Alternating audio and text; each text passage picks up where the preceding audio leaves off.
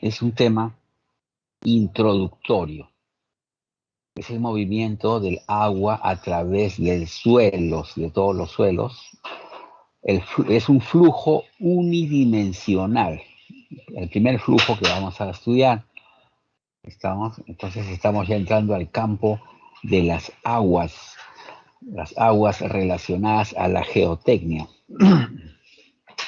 Bueno, este flujo unidimensional, entonces vamos a empezar desde el principio, desde el Génesis. Y entonces los suelos tienen vacíos interconectados a través de los cuales el agua puede fluir desde puntos de alta energía a puntos de baja energía, ¿no? Ese es, digamos, por efectos de la gravedad, el que tiene mayor energía, mayor carga, empuja y hace fluir, pues, ¿no? Al que tiene menos energía, menos carga, y entonces es por eso que se genera un desplazamiento, ¿no? Porque hay una pendiente. Entonces, hay una variación, un gradiente. Entonces, eso genera, pues, digamos, una especie de cambio de energía potencial, y hace, pues, en todo caso, que fluya el agua.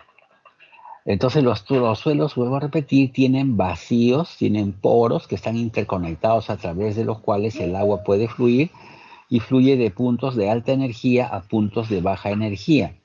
Como los poros de un suelo están aparentemente comunicados entre sí como una especie de red, el agua puede fluir a través de los suelos naturales más compactos. O sea, fluye. Ahora, hay una diferencia, ¿no? En algunos suelos fluye con facilidad el agua, en otros suelos los poros son más pequeñitos y fluye, pero fluye con un poco de dificultad, se demora más, tiene menor velocidad de desplazamiento. A veces el desplazamiento es mínimo, pero hay desplazamiento, pues, ¿no? Lo que pasa es que ese fenómeno en que fluya rápido y fluya muy lentamente tiene una consideración geotécnica tremenda, que la vamos a estudiar.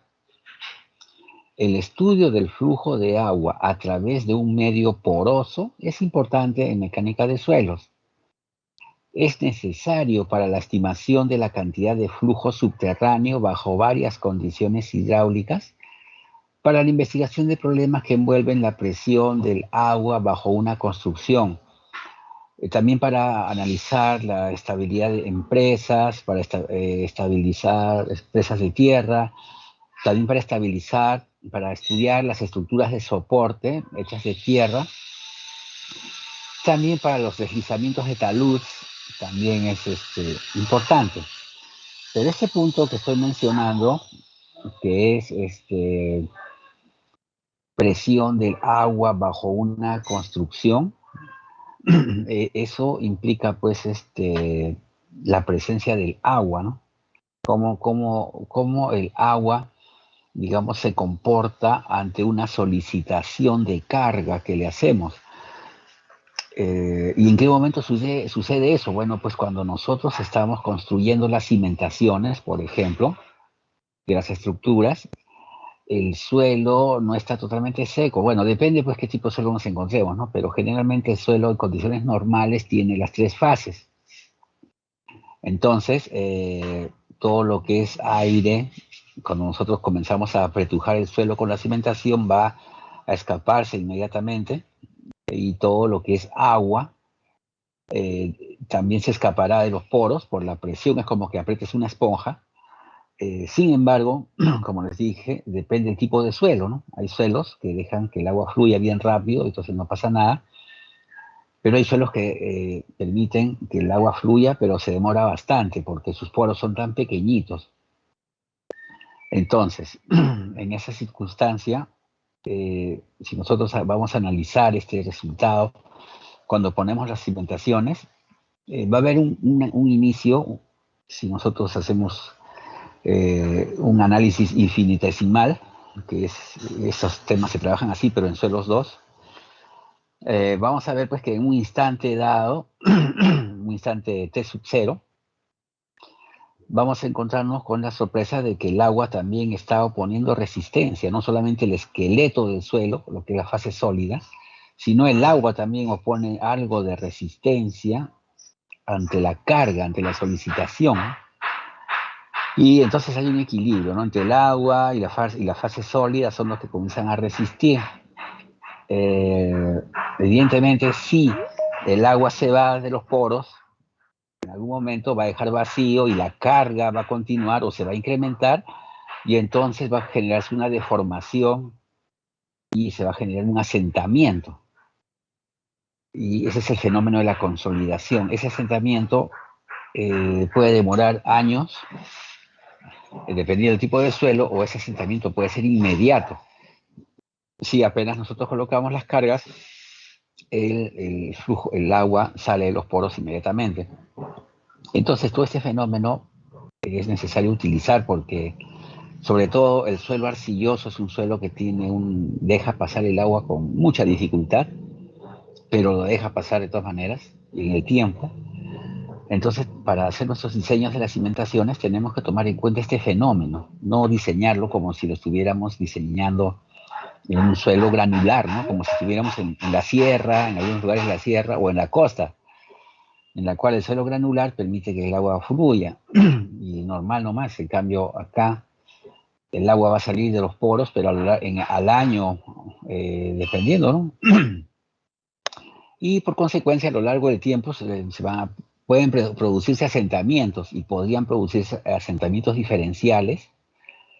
Y esos asentamientos diferenciales pues va a generar que se comiencen a agrietar algunos elementos, ¿no? De albañilería sobre todo.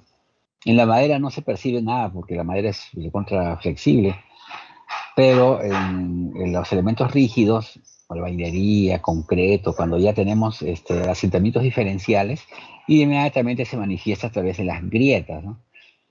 Entonces este fenómeno del flujo del agua a través del suelo es un tema importante, sobre todo acá en la selva. Y en términos generales, ¿no? Es importante conocerlo. Pero estamos empezando desde el principio. Bien, entonces hay varias cosas que debemos de conocer. Por ejemplo, primeramente tenemos que conocer el ciclo hidrológico. Bueno, ¿quién conoce pues, de colegio, no? Denominamos ciclo hidrológico al movimiento general del agua. El agua, pues, hay un movimiento ascendente por evaporación. El sol, pues, tremendo sol que hay, imagínense, en esos días que han habido ese sol tremendo, hay una evaporación. Por eso cuando sale un sol tremendo y quema, muchas veces decimos, va a llover, acá se dice, ¿no? Pues todo el mundo sabe. Este sol de lluvia, sí, pues porque el sol es tan fuerte, la intensidad del calor es tan fuerte en esos momentos que va a evaporar.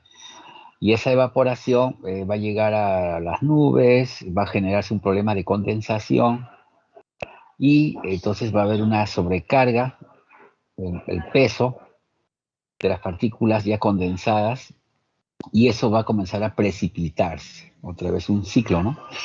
Se precipita sobre la superficie terrestre y esa precipitación genera en algunos casos infiltración, se va a infiltrar a través de los poros y esa infiltración de pronto va a recargar, va a haber una recarga del agua subterránea. Estamos, bueno, eso es en términos generales cuando el suelo permite la infiltración de una manera normal, ¿no? O sea, de una manera factible. Pero si el suelo es de pronto un material pues que deja que el agua se infiltre, pero es un material que de pronto deja que se infiltre, pero de una manera muy limitada, entonces se va a generar una escorrentía, ¿no? El agua va a comenzar por las quebradas, etcétera, ¿no? Entonces es un fenómeno pues típico acá, ¿no? En la zona de selva es diferente a las otras zonas del Perú, porque podría llover y se infiltra el agua en el suelo y no pasa nada, se recarga el nivel subterráneo del agua. Pero en este caso también hay lugares que se recarga, pero también circula por la superficie, ¿no? Entonces, básicamente es el ciclo hidrológico y otra vez se vuelve a evaporar y de pronto otra vez hay una precipitación y es un ciclo en la cual se recargan los lagos, el agua al final que va sobre la superficie terrestre, que las quebradas, los ríos, al final pues tienen la tendencia de llegar al mar, ¿no? Y entonces pues hay todavía, bueno, en el Perú se está aprovechando en muchos lugares, pero no lo suficiente, ¿no? Esta agua, que le llaman agua dulce porque no es agua salada, es utilizable, no es apta para el consumo. O se puede tratar de una manera más económica que el agua de mar, ¿no? El agua de mar, tratar el agua de mar para hacerla potable, para hacer de consumo humano, es carísimo, toda una tecnología hay que hacer, eso lo hacen en Dubái, pero en el Perú no tenemos todavía la tecnología ni los presupuestos para hacer eso. Sin embargo, todas estas precipitaciones de agua muchas veces se pierden, ¿no? No tenemos, y geográficamente hay muchos lugares en el Perú en la cual la topografía nos permite generar pues represas, embalses, para épocas de sequía, ¿no?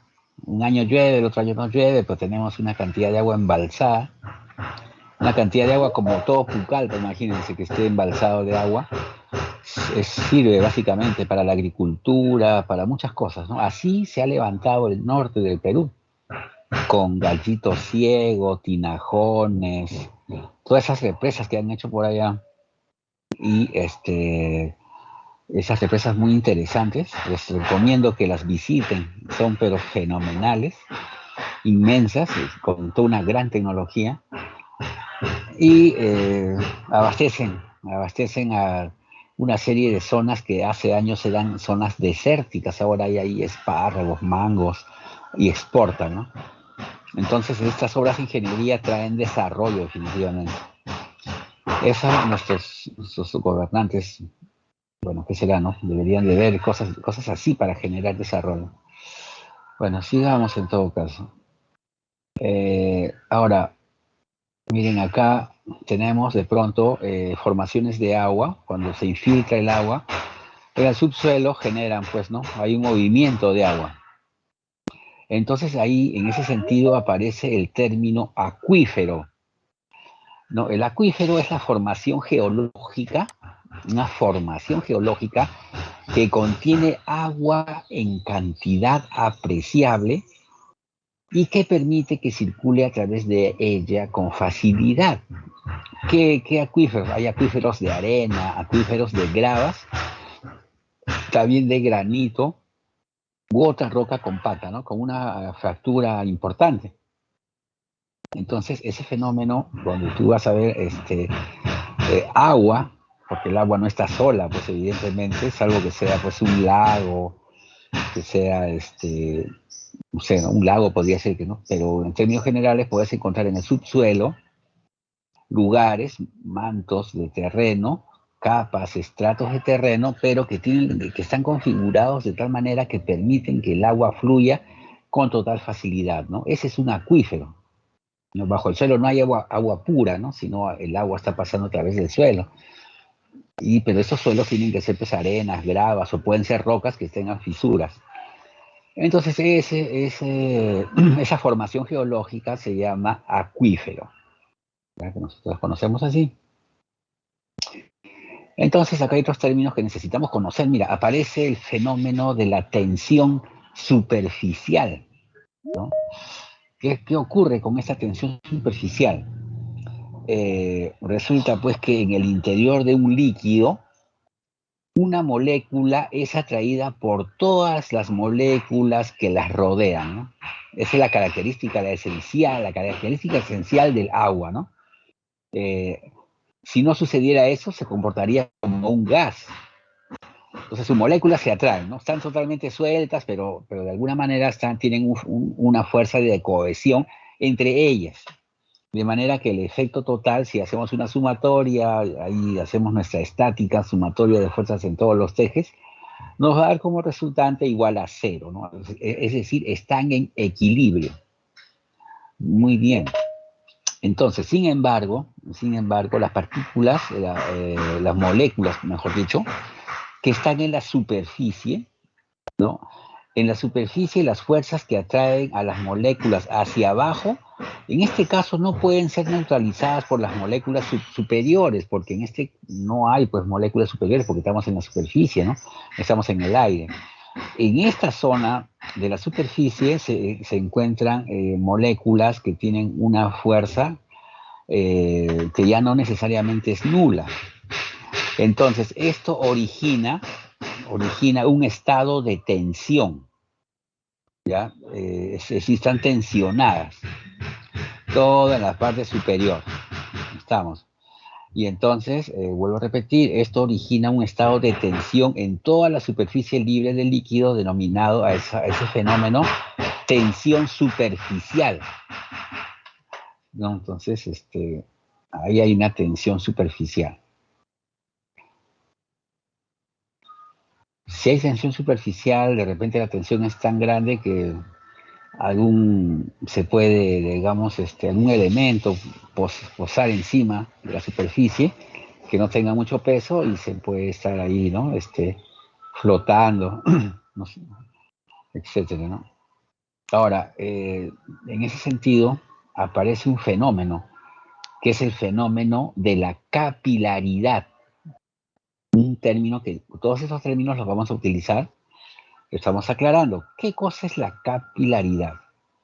Bien, miren, los continuos espacios vacíos, los poros del suelo, estos poros muchas veces pueden comportarse como un conjunto, como tubos capilares, como unos tubitos, como probetas de vidrio, así, ¿no? Pueden comportarse, podemos hacer una semejanza, digamos, a ellos, ¿no? La diferencia está que es de otro material y van a tener secciones transversales diferentes. Los vacíos continuos del suelo se comunican entre sí y en toda dirección, constituyendo un enrejado, una red de vacíos. Perfectamente. Entonces, mira, el ensayo es el siguiente, ¿no? Para más o menos mostrar la capilaridad. En este caso, voy a cargar mi lapicero. Disculpen un momentito. Vamos a cargar el lapicerín, a ver.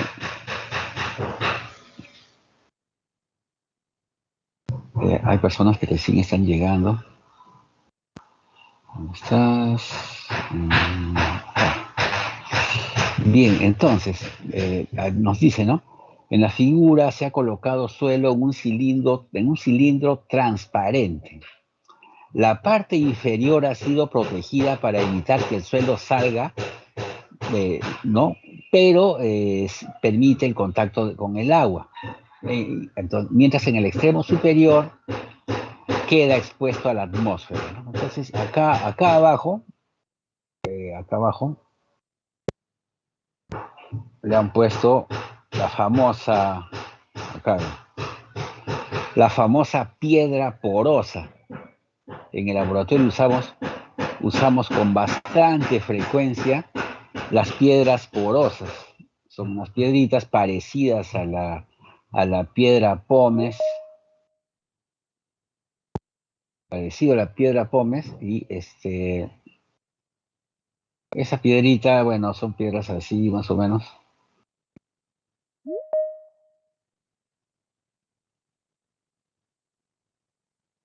Bueno, son unas piedritas.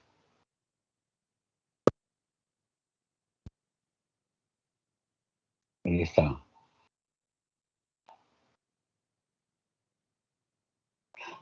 Esas piedras, pues, de pronto tienen huequitos, ¿no? Tienen un montón de huequitos. Es parecida a la piedra pómez,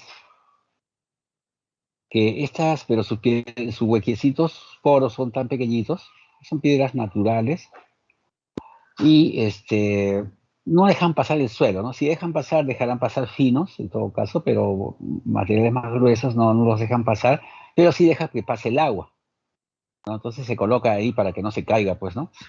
Y más bien en la parte de acá arriba sí está totalmente libre, no tiene nada, está en contacto con la atmósfera. Estamos. Bien, entonces, esto de acá le hemos colocado suelo, ¿no? Le hemos colocado suelo, una muestra de suelo, le hemos colocado toda esta altura, mira, de suelo. Desde acá, hasta acá arriba, prácticamente. Está lleno de suelo. Entonces, si nosotros lo colocamos en agua, ¿no? Vamos a ver algún tiempo después, vamos a ver de algún tiempo después de poner en contacto la parte inferior del tubo con el agua, la muestra, se muestra que el agua asciende capilarmente hasta una altura H sub C. Es decir, si lo pones en el agua, lo vamos a poner acá, va a subir hasta un punto determinado. ¿Ya? Es decir, por cada uno de sus poritos el agua comienza a subir. No, ese es el fenómeno de la capilaridad. Bien, entonces, pero resulta que a una altura el agua está completamente saturado. Entonces, vamos a ver que a una determinada altura el agua se encuentra saturada. Si bien es cierto, el agua va a subir totalmente, ¿no? Pero va a haber una zona saturada al 100% y va a haber otra zona que va a estar húmeda nada más, ¿no? O sea, va a tener los tres componentes, ¿no? Fase sólida, fase gaseosa y fase líquida. Pero iba a haber otra zona final en la cual el agua va a estar seca, ¿no? Esta zona hasta acá, el agua estará seca. Entonces, el ascenso capilar es un fenómeno que se presenta en algunas ocasiones y puede llegar a saturar el agua, ¿no? Entonces, es decir, el agua comienza a subir. Ese es el fenómeno capilar. Eh, ¿Qué más nos podemos? Dice acá la muestra, bueno, la figura C muestra que el ascenso capilar resulta ser más rápido mientras el grado de saturación disminuye. Entonces, a partir de acá podemos encontrar pues ya lo que les dije, pero gráficamente, si nosotros graficamos el grado de saturación versus la altura del ascenso capilar, entonces inicialmente vamos a ver que se va a saturar al 100%. Acá estamos viendo en este gráfico, lo voy a agrandar, mira. El agua inicialmente en un tramo, en este tramo de acá, el HCS, ahí está, inmediatamente se satura por ascenso capilar, acá está. Pero después ese nivel de saturación comienza a disminuir, mira, a medida que aumenta la altura, comienza a disminuir hasta que llega a un nivel de saturación cero. Es decir, el ascenso capilar termina cuando el grado de saturación es cero, ¿no? Esa es su altura. Ahora, también han hecho gráficos en la cual se puede ver el ascenso capilar con respecto a la velocidad. Y este ascenso capilar cuando empieza siendo cero, y cuando comienza a subir el ascenso capilar, inmediatamente tiene poca velocidad, pero llega un momento en el cual sí la velocidad se incrementa considerablemente hasta llegar al punto máximo del ascenso capilar, ¿no? Eso es lo que, digamos, podemos concluir, ¿no? Las velocidades en las que se manifiestan en este ascenso capilar. Eh, digamos, Hassen obtuvo una en 1930, el de Hassen y Williams, ¿no? El de, no sé, cuando han llevado, no sé si van a llevar hidráulica. En hidráulica, pues, se estudia a Hassen y Williams, y Hassen está metido en todo lo que es agua. Y él obtuvo una ecuación que permite determinar el máximo ascenso capilar del agua en el suelo. Y esta es, mira, la ley de Hassen. Bueno, es más conocido Hassen y Williams en los libros de hidráulica, pero para acá Hassen trabajó solo y determinó pues una ecuación que permite determinar el máximo ascenso capilar del agua en el suelo. Y la fórmula es esta que está acá.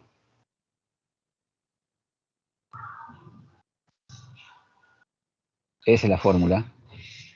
Eh, bueno, el H sub C, máximo ascenso capilar del suelo, es igual a la constante que depende de la forma de las partículas, ¿ya? Dividido entre el producto del índice o relación de vacíos y multiplicado por el tamaño del diámetro 10, ¿no? Entonces, bueno, acá nos da en forma empírica, nos da valores del coeficiente C en milímetros. Esto fue obtenido del libro de Crespo Villalas, de 2001, y según la forma, ¿no? Pero él nos dice que puede ser redondeada o puede ser rugosa, eh, pero hace una distinción si está limpio o si está sucio el suelo, ¿no? El rango aproximado del ascenso capilar que nos da Brajadas, de pronto tenemos acá según el tipo de suelo, y este es el ascenso capilar más o menos en metros, ¿no? Por ejemplo, arena gruesa 0.12, 0.18, eh, y en la arcilla así, ¿no? Arena fina 0.3, 1.2, en limo 0.76, 7.6, en arcilla 7.6 hasta 23, ¿no? Su ascenso capilar es inmenso. Y bueno, eso solamente se los muestro de manera referencial, lo vamos a usar en suelos 2.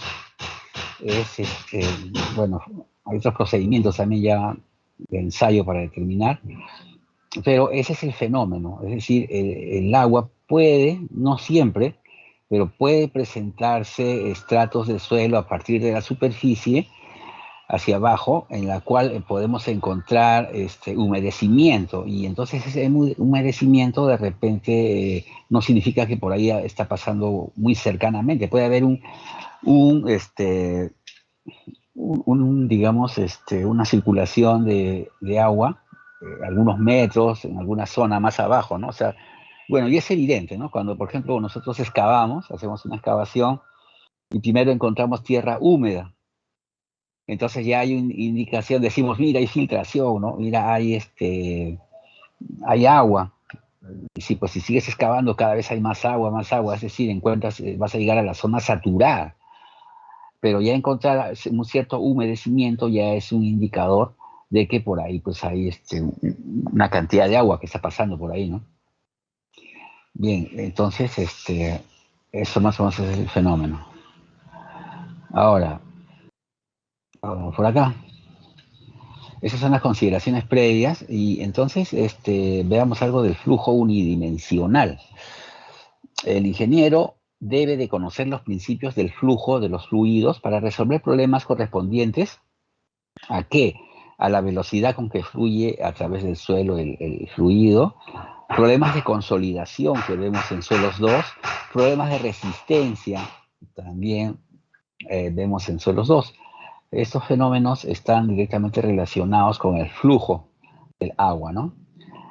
Todos los poros de un suelo están conectados con sus vecinos. En el caso de las arcillas formadas, como es habitual por partículas planas, ya vimos cómo son las arcillas, ¿te acuerdas que son unas planchitas? Entonces podría existir un pequeño porcentaje de huecos aislados en este caso, ¿no? En el caso de las arcillas. La velocidad del agua que fluye en un punto cualquiera de su trayectoria depende del tamaño del poro y de su posición en el mismo, especialmente de la distancia a su superficie de la partícula del suelo más próxima, ¿no? Ahora, sin embargo, vale la pena aclarar que hay tipos de flujo, ¿no? Y lo ves esto en hidráulica, pero para nosotros también debemos de conocer algo, ¿no? Los problemas relativos a líquidos se pueden hablar de dos grupos principales, ¿no? Eh, Según el tipo de flujo. Tenemos el flujo laminar, es decir, las líneas de flujo permanecen sin juntarse entre sí en toda su longitud, ¿no? Así como esta que está acá abajo, mira. En hidráulica hablan de las líneas de flujo, es decir, el lugar geométrico por donde una molécula se desplaza. Entonces, ya, pues si esas moléculas se desplazan siguiendo trayectorias paralelas, entonces estamos ante un flujo laminar, ¿no? Entonces, sin embargo, también se presenta otro tipo de flujo, que es el flujo turbulento. Esto ocurre cuando las líneas de flujo no son paralelas entre sí, ¿no? Cosas como estas, ¿no? Ahora, ¿de qué dependen? Bueno, dependen, pues, de la pendiente, dependen de la velocidad, de los obstáculos, etcétera, ¿no? O sea, hay una serie de fenómenos que dependen que se comporten de esa manera. Entonces, a bajas velocidades, velocidades muy bajas, como ocurre pues en los suelos, ¿no? En los suelos el agua no está circulando pues a una velocidad tremenda, sino unas velocidades muy bajas, entonces consideramos que el flujo discurre en una forma laminar, ¿ya? En los suelos trabajamos con flujo laminar, no con flujo turbulento. El análisis del flujo turbulento es muchísimo más complejo. Bueno, y tendríamos que hacer uso de las ecuaciones diferenciales. Entonces, pero utilizando el criterio del flujo laminar, las ecuaciones se simplifican y los resultados son muy cercanos a la realidad, ¿no? Eso está bien. Porque acuérdense que en mecánica de suelos, ya cuando comenzamos a analizarlo desde el punto de vista mecánico, tenemos que idealizar una serie de cosas y asumir una serie de hipótesis. Hipótesis que muchas veces no son reales, ¿no? Que no son compatibles con la realidad. Sin embargo, ya se estudia de esa manera, porque todas las teorías se basan a partir de esas hipótesis, y eso hace que se simplifiquen, digamos, los conceptos y los cálculos. Caso contrario, sería muy complejo tratar de representar, tratar de asumir el comportamiento del suelo, ¿no? Pero ahora con la inteligencia artificial se está desarrollando los simuladores, ¿no? Entonces ya estamos entrando en otra dimensión del análisis, porque tenemos nuevas herramientas, ¿no? Si nos centramos al campo informático, todavía estamos en una época similar a la antigua que antes usaban su regla de cálculo.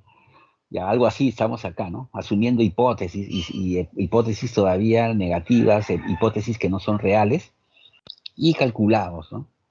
Ahora con las nuevas tecnologías ya se está tomando en cuenta cosas más reales. Sin embargo, el ser humano, el ingeniero, desde muchísimos años ha venido construyendo grandes obras y entonces pues y se basó en esos conceptos. Tal vez basarnos en estos conceptos trae como consecuencia un cierto sobredimensionamiento. Tal vez podría ser eso y por el consiguiente un relativo incremento en el costo que debería ser. Todo eso se está, pues, se está trabajando actualmente en el mundo. Hay firmas que están trabajando en ese tema y cada vez se está acercando más a la realidad con estos simuladores, ¿no? Con los elementos finitos.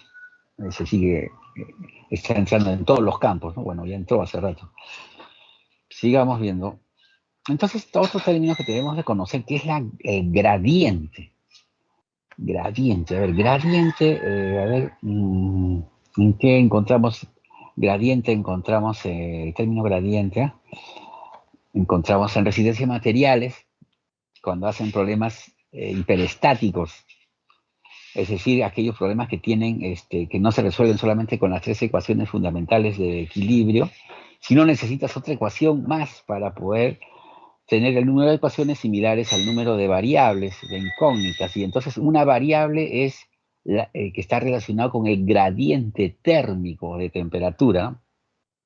Entonces en resistencia de materiales, mira, aparece ya el término gradiente. En hidráulica aparece el término gradiente. A ver, en topografía aparece el término gradiente. Cuando quieres calcular qué, a ver, ¿quién me dice en topografía? ¿Dónde aparece el término gradiente en topografía? A ver, ¿quién me ayuda? A ver, gradiente en topografía. Cuando queremos calcular la pendiente. Ahí está, ¿no? Gradiente. Entonces, ¿qué es gradiente? Gradiente no es un término exclusivo de geotecnia, no es un término exclusivo de sino gradiente es un término físico. Y gradiente es el incremento de una variable entre dos puntos del espacio en relación con la distancia entre dos puntos. Ya, mira, eso es gradiente. Por ejemplo, mira, para que más o menos me puedas entender. Imagínate, voy a dibujar acá arriba, a ver si se ve. Si yo tuviera, bueno, vamos a ir con este. Si tuviera, mira, así un terreno de esta manera, y tiene pues este terreno, digamos, su nivel de referencia, tuviera acá su nivel de referencia,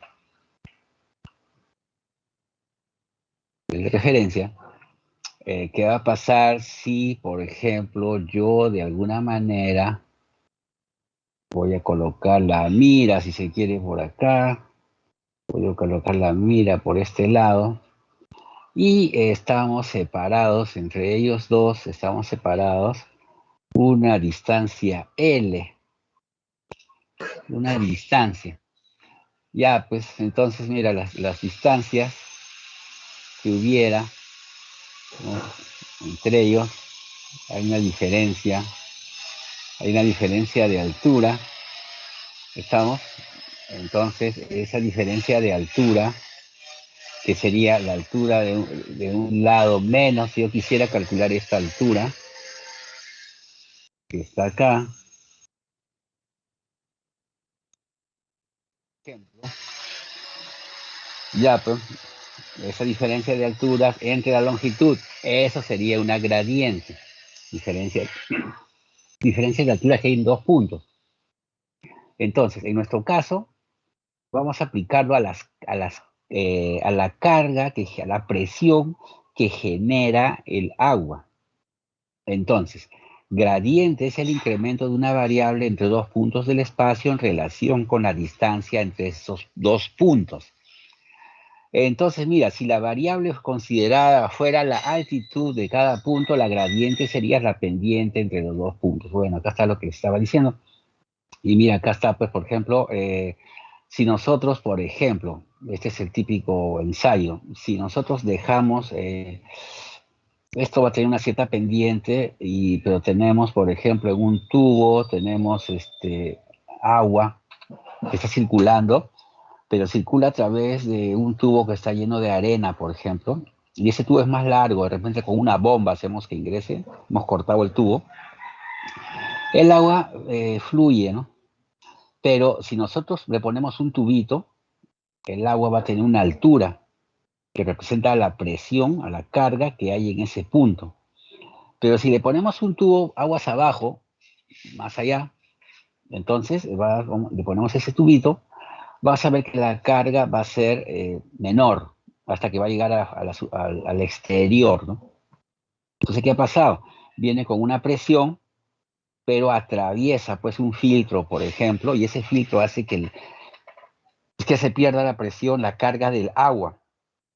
Hay fricción, esa energía se va perdiendo y lo puedo medir. Entonces, si yo mido la diferencia de altura que hay entre estos dos puntos, porque este punto llegó hasta arriba y este punto llegó hasta esta parte, hay una diferencia de altura y lo divide entre la longitud, lo que estoy encontrando es gradiente, ¿no? Entonces, esa sería una gradiente hidráulica. Si entre dos puntos, a ver acá, si entre dos puntos situados a 2 metros de distancia existe una diferencia de temperatura, ese es otro caso, mira, a ver. Entre dos puntos situados a una distancia de 2 metros, existe una diferencia de temperatura de 8 grados centígrados. Diremos que hay entre ellos un gradiente térmico de 4 grados centígrados. ¿Estamos? Entonces, porque dividiríamos pues 8, que es la diferencia de temperatura, entre la distancia que hay entre los dos puntos, que son 2 metros, 8 entre 2, 4, ¿no? 4 centímetros, perdón, 4 grados centígrados por cada metro. Sería, bueno, la respuesta, ¿no? 4 grados centígrados por cada metro. Cuanto mayor sea el gradiente térmico, mayor será el flujo de calorías de un punto a otro, etcétera, ¿no? Acá en el gráfico también, ¿no? Si nosotros vemos la zona de recarga, medimos con respecto a la zona de descarga, porque acá se está recargando, y acá se recarga y en esa parte de abajo se descarga. Estamos, porque llega pues a este lago, a esta quebrada. Hay una diferencia de altura y esa diferencia de altura la dividimos entre la longitud que separa esos dos puntos.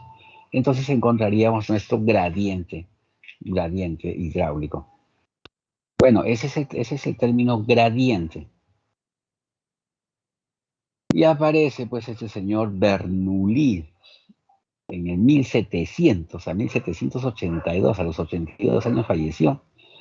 Él era miembro de una familia de grandes matemáticos, fue inicialmente profesor de anatomía, después de botánica y finalmente de física de la Universidad de Basilea. Desarrolló las leyes que rigen la dinámica de los fluidos. Él desarrolló las leyes de la hidrodinámica, ¿no? Y contribuyó a los inicios de la teoría. Entonces, él habla del famoso principio de Bernoulli, también denominada ecuación de Bernoulli, describe el comportamiento de un fluido moviéndose a lo largo de una línea de corriente. Expresa que en un fluido ideal, sin viscosidad ni rozamiento, es un fluido ideal. Entonces, él también, imagínense, tiene que tener la hipótesis que ese fluido no va a tener rozamiento entre las paredes del conducto en el cual está pues, circulando. En esa época no había el PVC ni nada de esas cosas, y no había viscosidad, ¿no? Entonces, en régimen de circulación por un conducto cerrado, la energía que posee el fluido permanece constante a lo largo de su recorrido. Veamos cómo hizo él. Acá está la figura de Bernoulli, un curso pues un conducto, ¿no? La figura muestra la relación entre la carga de presión, la carga de elevación y las cargas totales para el flujo de agua a través del suelo. En este caso está ya representado a través del suelo. Es decir, este de acá es un tubo, ¿no? En la cual a través de una bomba se le inflige agua que ingrese por acá pero hay suelo, que generalmente podría ser arena para este ensayo, y en este caso se ha puesto, digamos, dos tubos de vidrio para poder medir cuánto pierde carga. Acá el delta H es una pérdida de carga que genera el flujo, ¿no? Que inicialmente empezó con una altura referencial y de ahí baja, ¿no? Entonces ahí podemos observar las diversas cargas que presenta el fluido. Entonces, si nosotros ponemos un plano de referencia acá en la parte de abajo, vamos a tener una carga por ubicación, ¿no? De ubicación, que es el Z sub A, que corresponde al punto de análisis hasta nuestro nivel de referencia. Y también vamos a tener, en este caso, una carga de presión, o sea, que está acá. Entonces, si sumamos los dos, vamos a tener la carga en A, y acá vamos a tener una carga en B más pequeñita, porque había una pérdida de carga. ¿Ya? Entonces, a ver, ¿qué nos dicen? Tubos verticales llamados piezómetros. Esos tubos se llaman piezómetros. Son instalados en el punto A y el punto B. Los niveles a los que el agua se eleva en los piezómetros situados en los puntos A y B se conocen como niveles piezométricos. ¿Estamos? Niveles piezométricos de los puntos A y B, respectivamente. La carga de presión en un punto es la altura de la columna vertical,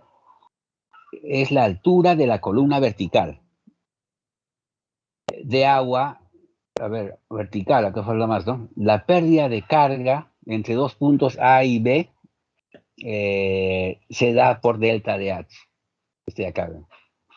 Bueno, ya les había explicado. Y acá, a ver, que está mal, acá está desordenado. La carga de presión en un punto es la altura de la columna vertical. Sí, pues esta es la carga de presión. Ya les había dicho, ¿no?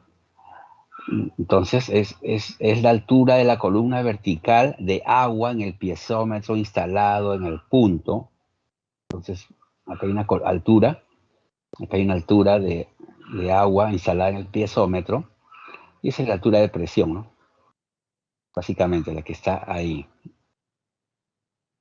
Entonces, ahora vamos analizando el punto A y el punto B, ¿no? Entonces, ¿qué es lo que va a pasar? Tenemos, como dije antes, si analizamos en el punto A, vamos a tener una energía o carga de presión que está acá arriba. Más va a haber una velocidad en el punto A, ¿no? Una velocidad que el flujo va a pasar por ahí, una velocidad, que es la energía o carga de velocidad. Y también vamos a tener con respecto al punto A, con respecto a nuestro nivel de referencia, nuestro plano de referencia, va a ser este Z sub A. Entonces, en ambos casos se supone que debería ser igual, porque la energía que entra en un punto tiene que ser igual a la energía que sale. La energía no se pierde. Entonces, en términos generales debería ser así. El que más sigamos por acá. La carga de altura Z es la distancia vertical de un punto dado arriba o abajo en un plano de referencia.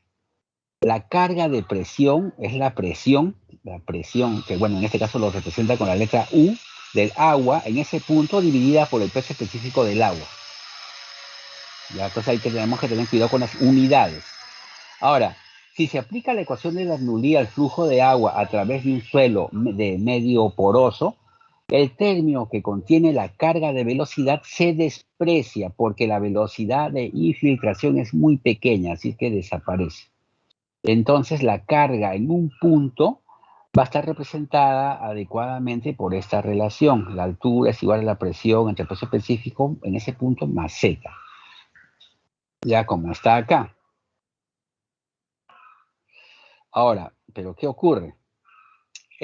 La pérdida de carga entre los puntos A y B, bueno, se va a dar pues por la siguiente ecuación, ¿no? O sea, si nosotros, esta pérdida de carga, si nosotros reemplazamos, ¿no? Altura sub A menos altura sub B, y reemplazamos sus términos que corresponden a cada uno,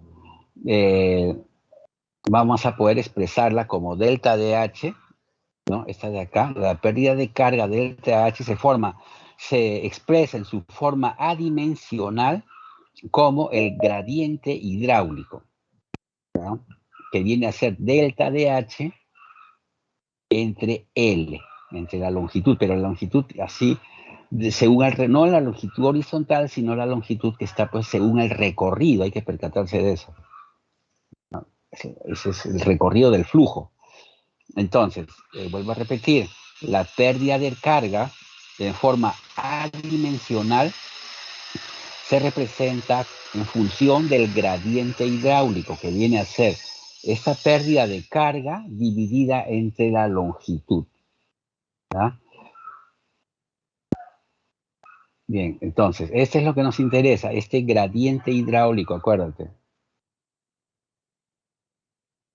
Este de acá.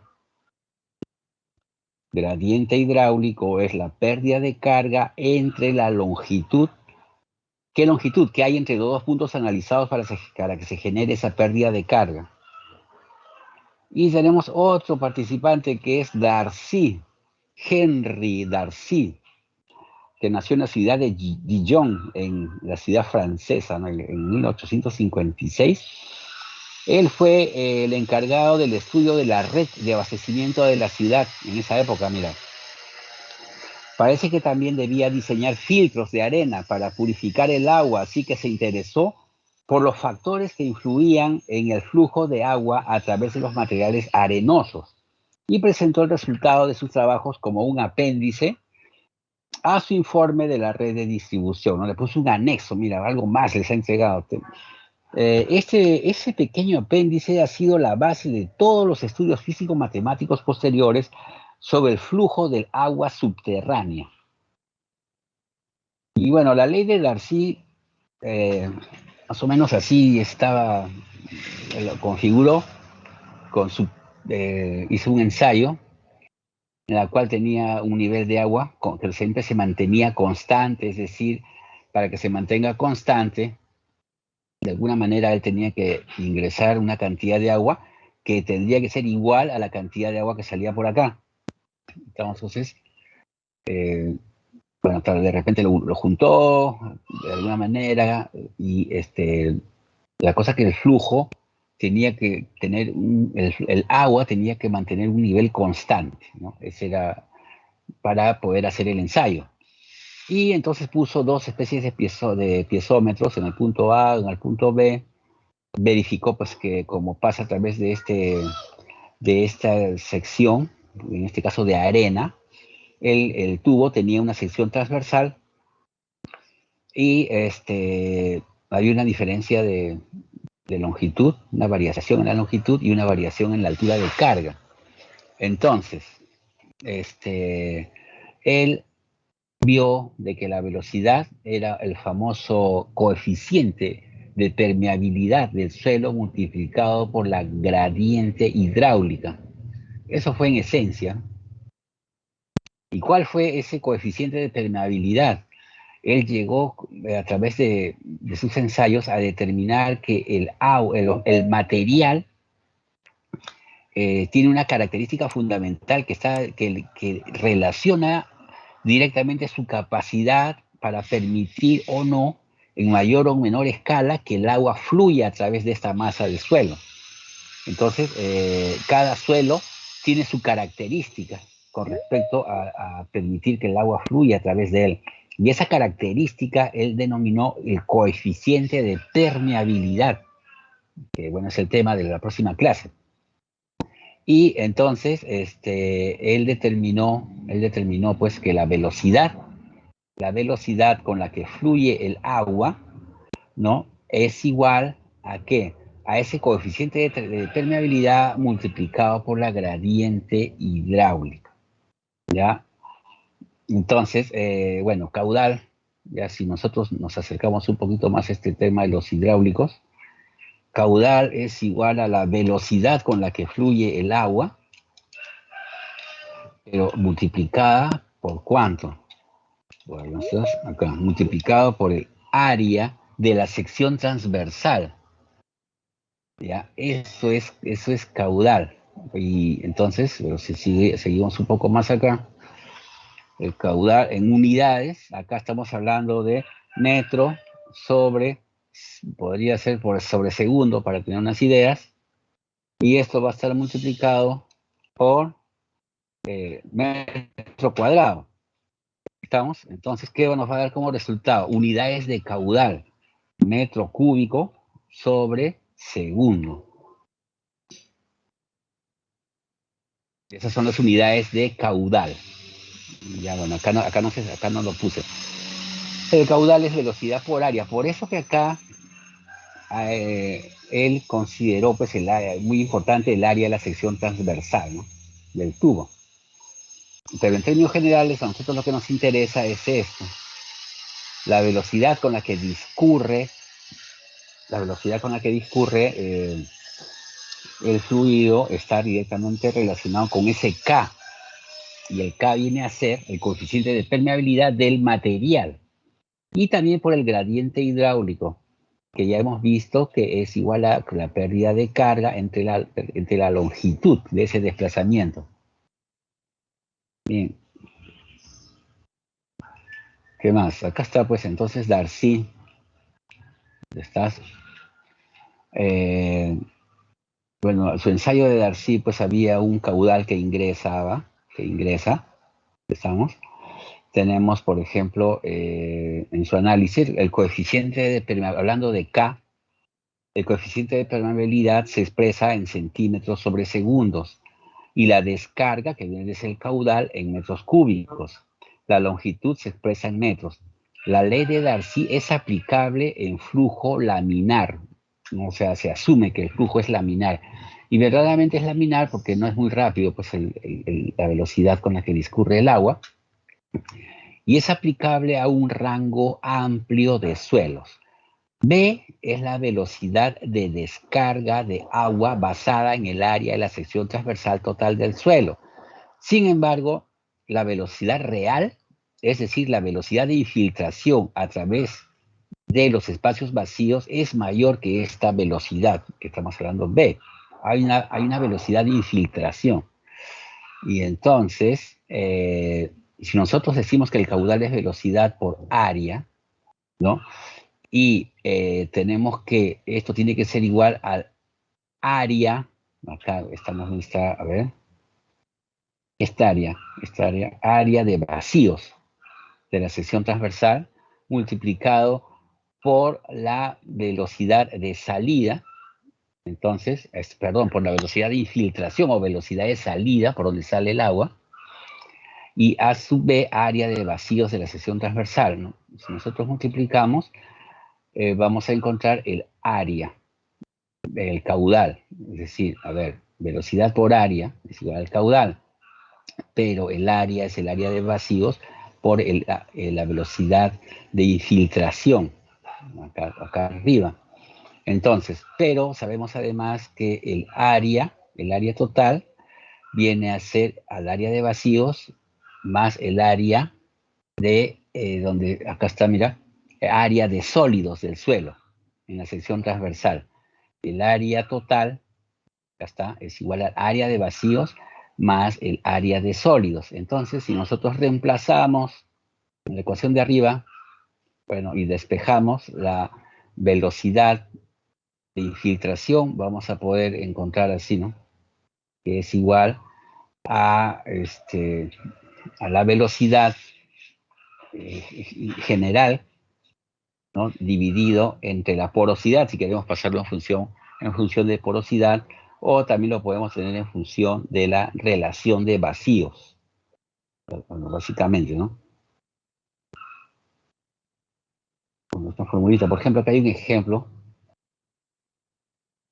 de Brajadas, un estrato de suelo permeable se encuentra sobre un estrato impermeable.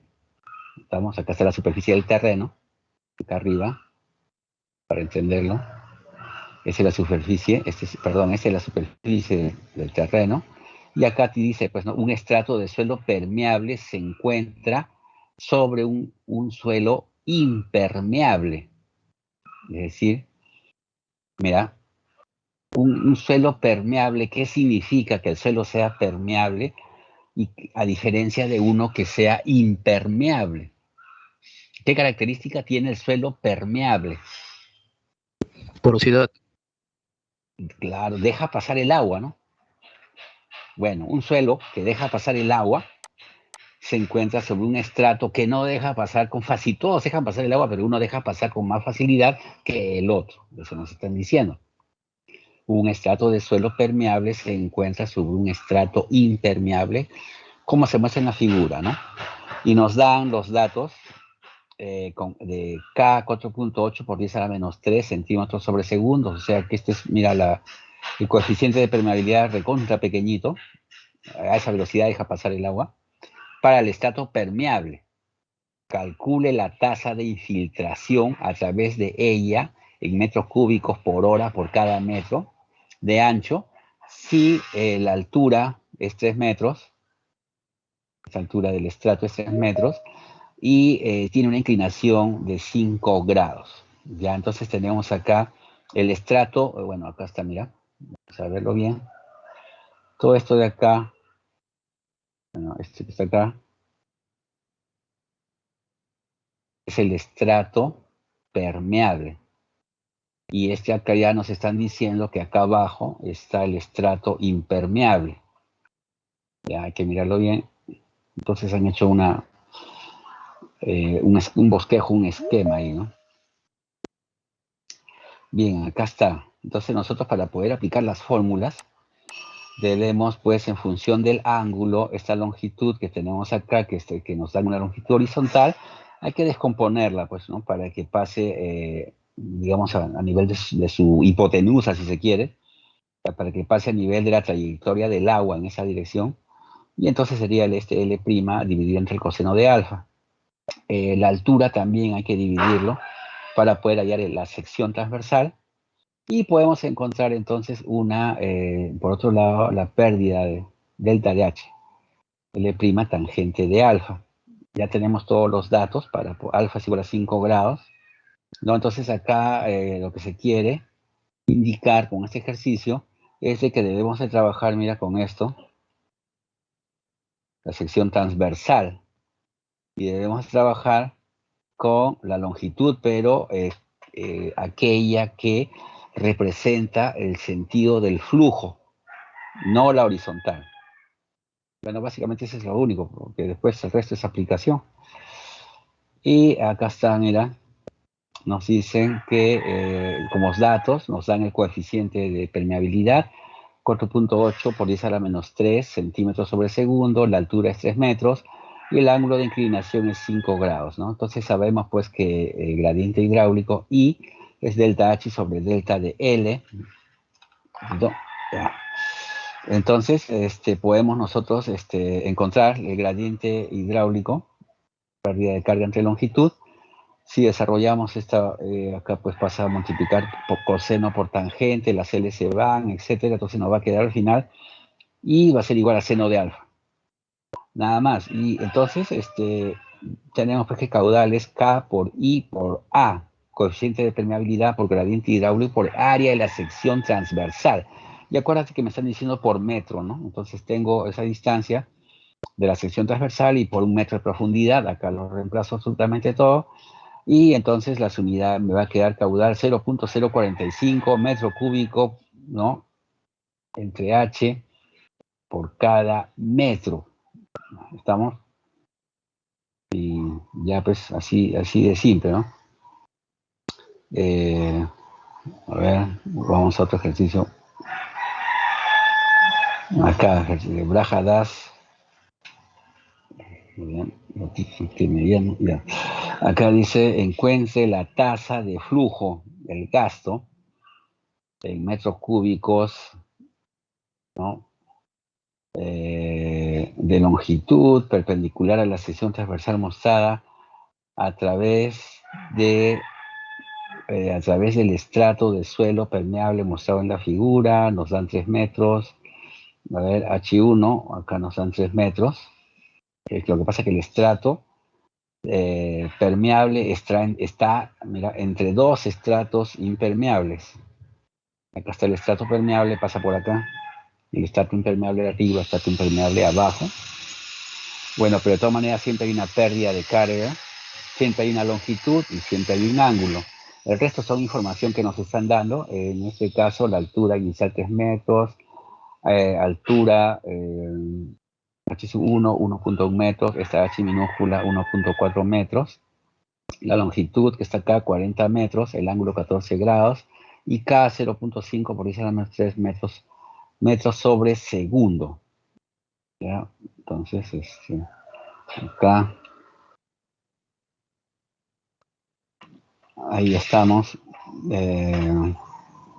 Entonces, gradiente hidráulico es altura entre longitud. Esa longitud también habría que convertirla a una trayectoria de este tipo, que está ahí. Nosotros la que tenemos es esta. Entonces, pero tengo el ángulo alfa, que es este ángulo, y entonces lo puedo pasar, lo puedo convertir. Y nos da H sobre L sobre coseno de alfa. Entonces, si acá se nos están pidiendo, vamos a ver acá, el caudal es igual a K por I por el área de la sección transversal. ¿Estamos? Entonces, acá, bueno, tenemos que el caudal sería el K, que nos dicen que vale 0.5 por 10 a la menos 3 metros sobre segundo. ¿Estamos? Entonces, ya pues reemplazo por el I, gradiente hidráulico, que vale esto de acá, y por el área de la sección transversal, y lo voy a pasar a horas. Y entonces, pues, aplicando todo nada más, me va a salir 0.065 metros cúbicos por hora por cada metro. Ya, nada más, es así de simple. Es aplicación de fórmula y cuidado con las unidades. Nada más. Ya, muy bien. Entonces, no sé si habrá alguna pregunta. La próxima clase vamos a hacer más ejercicios y y vamos a seguir avanzando un poco más. Con respecto al al examen final, voy a aprovechar en decirles, a ver, los exámenes finales, a ver, un momentito por favor, los exámenes finales están programados del 1 al 6, si no me equivoco, de noviembre, y ahí se acaba el curso. Examen final y término del ciclo y entrega de notas, y ahí es, pero ya para todo, digamos, se termina absolutamente todo, ¿no? Entonces, nos quedan 3 semanas, nos quedan 6 clases. Vamos a hacer ejercicios, bueno, nos falta avanzar 2 temas, y la semana del 18, que podría ser el 21, tomaremos la práctica calificada número 2, y la siguiente, la semana del 1 al 6, a nosotros nos va a tocar el 4 de noviembre, será el examen final.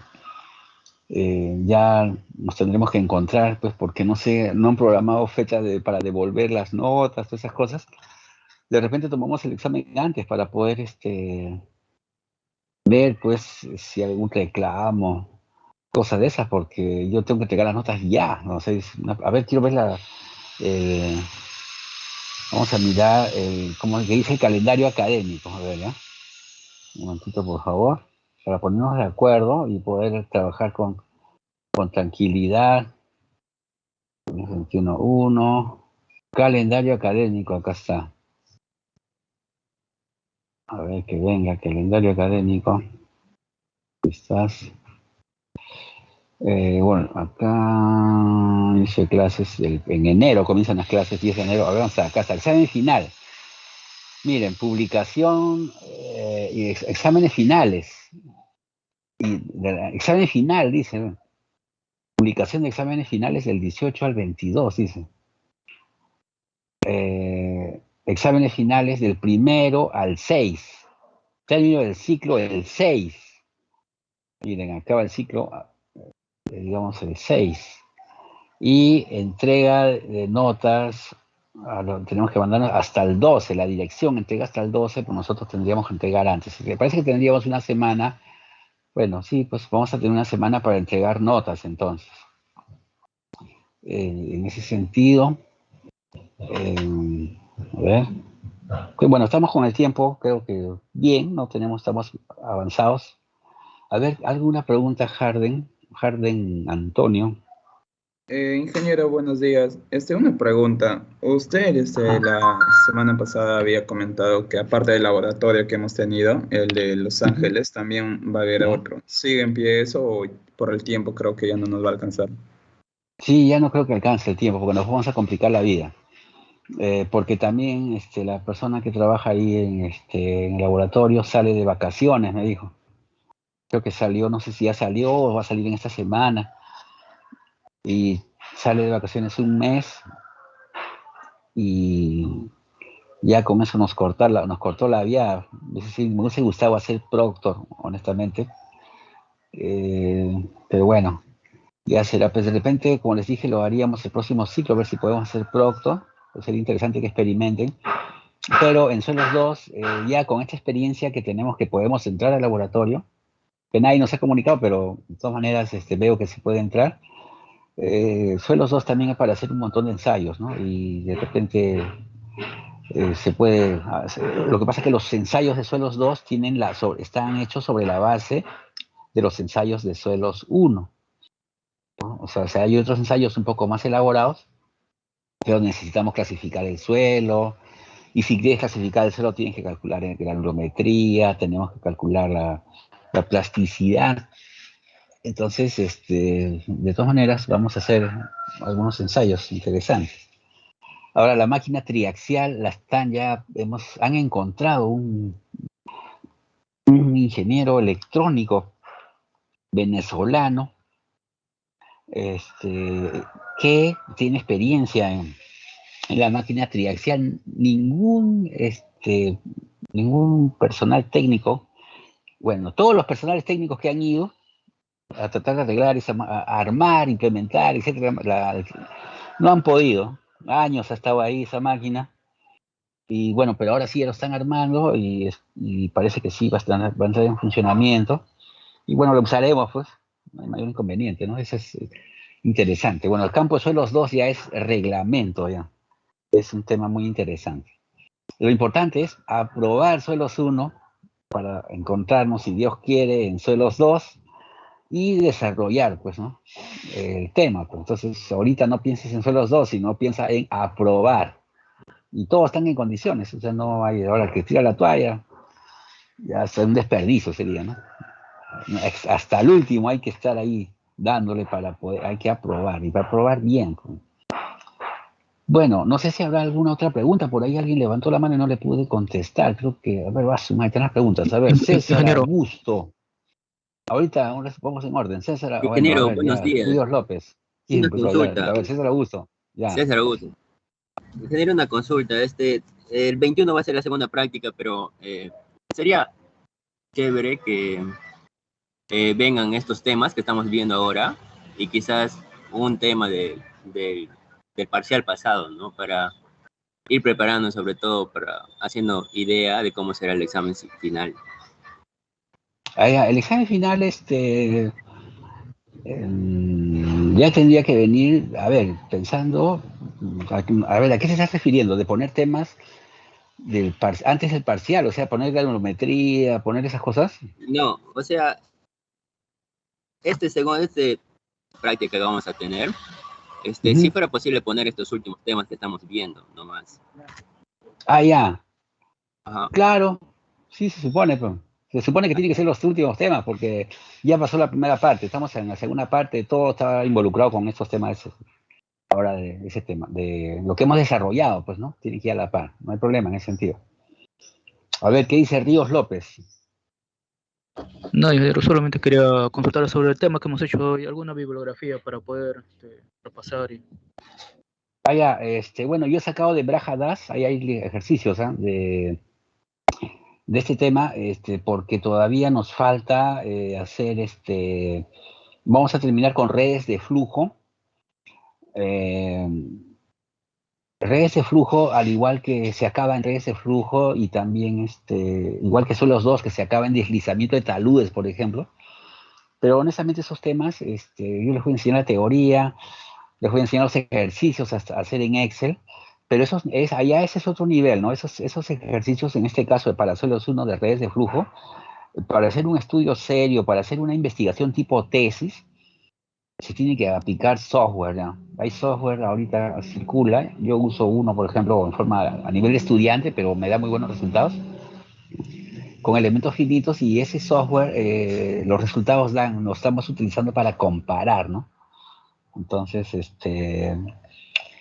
bueno, voy a tratar de mostrarles, de enseñarles para decirles, mira, existe esto, ¿no? Para que vean que esas cosas, esos temas ya se hacen con software, ¿no? Y ahora no significa que el software me resuelve a ojos cerrados, sino que hay que cargarlo, configurarlo, de repente de AutoCAD exportarlo, y cosas de esas, ¿no? Entonces, a ver si nos da el tiempo para poder hacerles una pequeña demostración y ustedes tengan herramientas para que puedan hacer algún tipo de sus tesis, ¿no?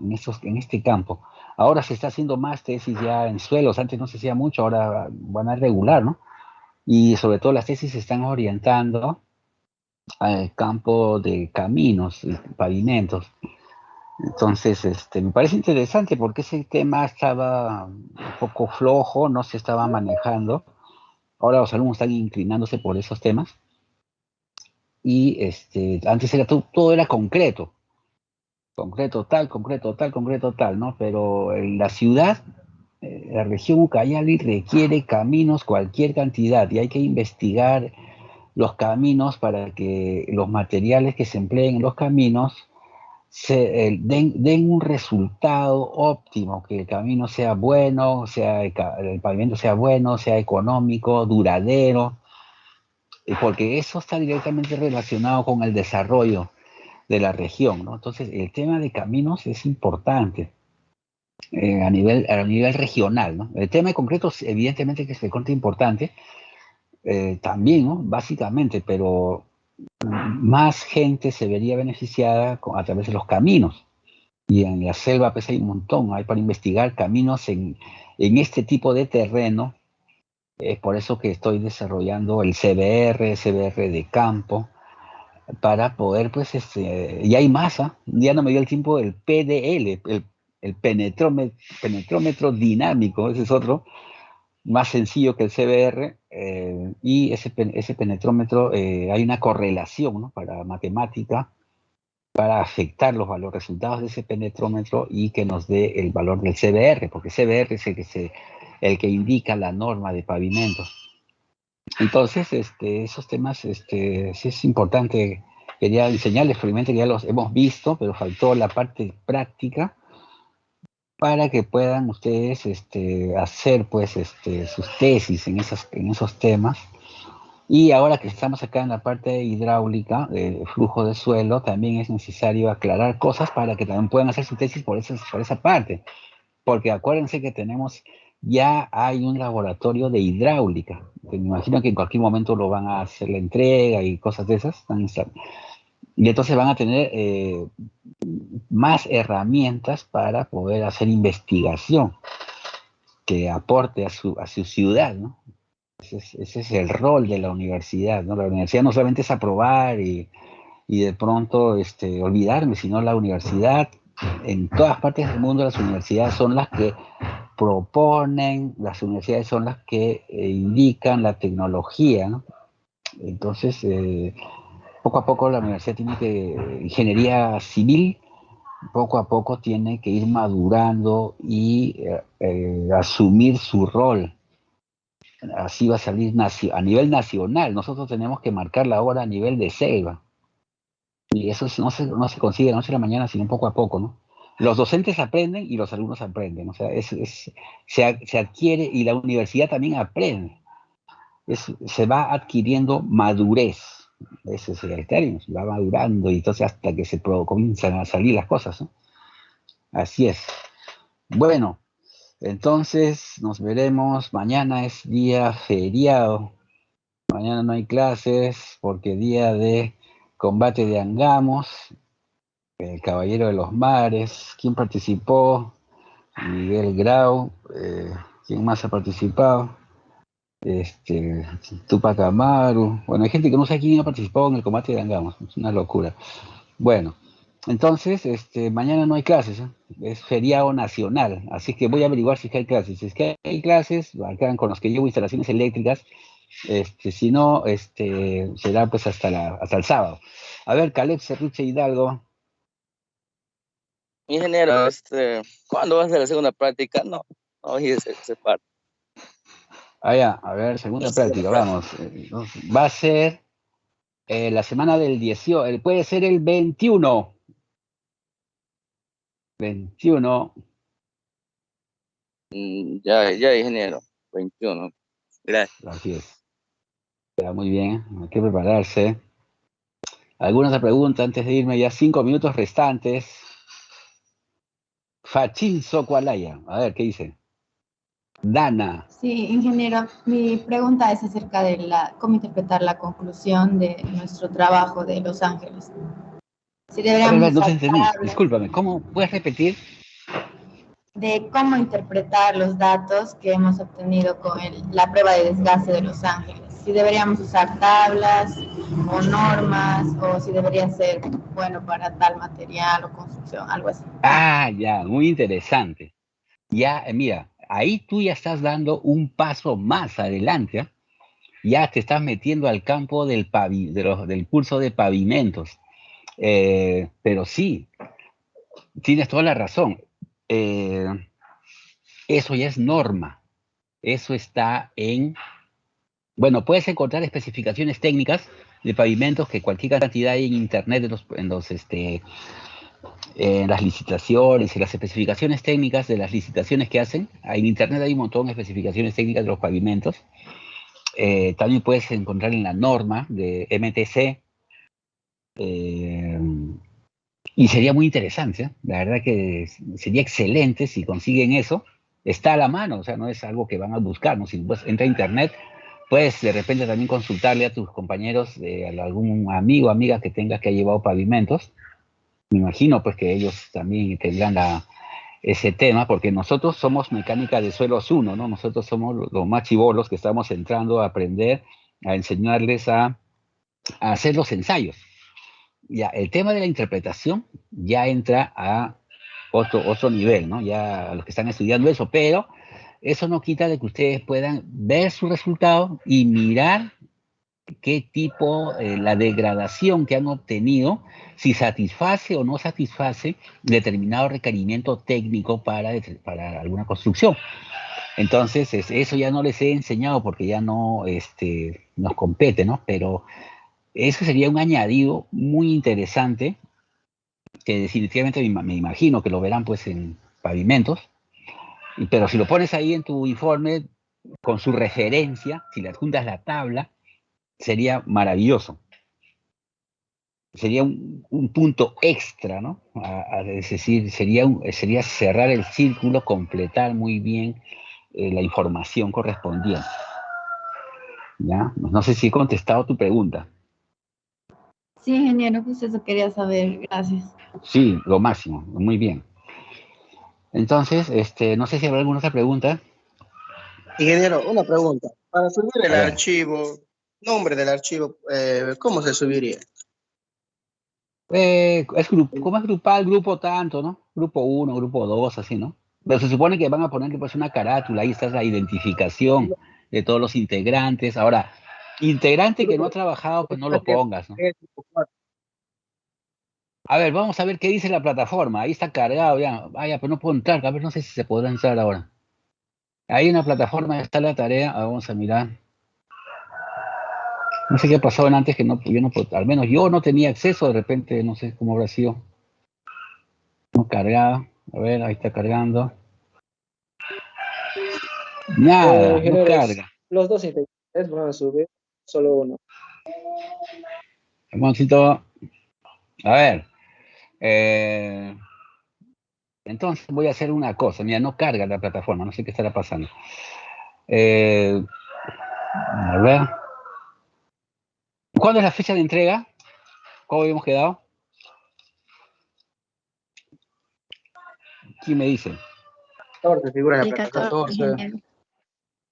14 de octubre hasta las 13 horas, creo que era, ¿no? 8. Ya. 8 de la mañana, ya. Vamos a poner, ya, 8 de la mañana. Entonces, voy a abrir el WhatsApp, porque de repente vamos a tener ese problema. No, mira, ahorita, por ejemplo, la plataforma no abre. Y lo mandan al WhatsApp del grupo de mecánica de suelos. Y ese día lo voy a abrir para que no me confunda. Y ese día, va a haber 14 tenemos clases. Sí, la próxima semana, el próximo jueves, en clases, aperturo ese WhatsApp y al WhatsApp me lo mandas. Y entonces, manda todo lo que puedas mandar, que consideres que debes de mandar. ¿Ya? Inclusive podrías hacer hasta un video explicando cómo tú haces esas cosas, pero si haces un video, hazle con digamos, una buena calidad de audio en la que se escuche bien claro lo que estás hablando, buena iluminación, mejor si se te ve con tu bata, pucha, sería lo máximo. Eso para mí es un gran trabajo porque quedaría un material para sus demás compañeros. Entonces, si logras eso, la verdad que te vas a sacar una notaza tremenda, ¿no? Eso ya depende de cada uno. Pero si el video está bien hecho, ¿no? Que alguien que grabe, pero que pronuncie bien, que no, vaya, se da más la cólera, no nada que ver. Tiene que hablar claro, serenidad, sonrisa, alegría, didáctico, mostrar bien bonito, despacio, todas esas cosas y que se te vea con tu bata, lindo. Y te identificas, ¿no? Evidentemente. Entonces, si haces eso, mira, pucha, campeonas, ¿eh? Entre el grupo puedes hacer, los dos sería lo máximo. Puedes ir al laboratorio, lo puedes hacer en tu casa, donde quieras, puedes explicar tú es un tema ya que lo dejo a consideración, a ver quién lo logra hacer. Sobre todo los que están con notas bajas, creo que deberían de hacer algo, un añadido, ¿no? Para que suba el nivel. Así es. Muy bien, muy buena idea que me acaban de dar. Ese sería un material excelente que les podría servir a los compañeros que vienen atrás de consulta, al detalle, ¿no? Todas esas cosas, y sería maravilloso. Y hasta lo ponemos en YouTube para que los conozcan a la Universidad Nacional de Ucayali, al tema, a lo que son de ingeniería civil, imagínate. Te vas a volver famoso o famosa. Pero tiene que ser bien hecho, pues si está feo ya mejor ni lo subas, porque más va a dar cólera. Muy bien. No sé si habrá alguna otra pregunta.